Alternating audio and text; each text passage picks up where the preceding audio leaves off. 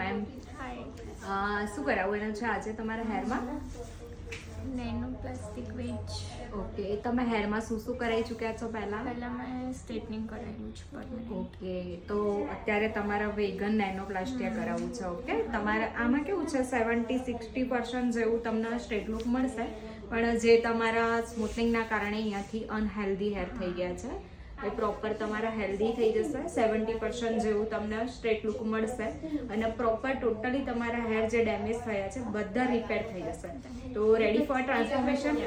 Okay, done.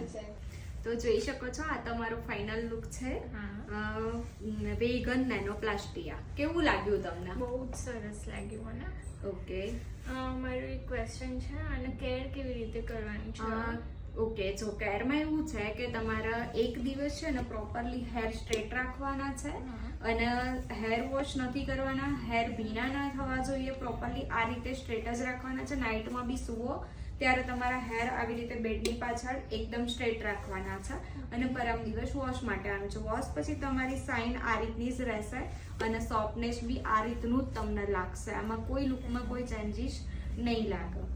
Okay, અને તમારા swimming પુલમાં ને આ બધામાં ખાલી ધ્યાન રાખવાનું છે કે કોઈ બી કેમિકલ વાળું વોટર હોય એની અંદર હેર નથી પલાળવાના. બસ આટલું જ ધ્યાન રાખવાનું છે અને શેમ્પુ કન્ડિશનર કમ્પલસરી યુઝ કરવાનું છે.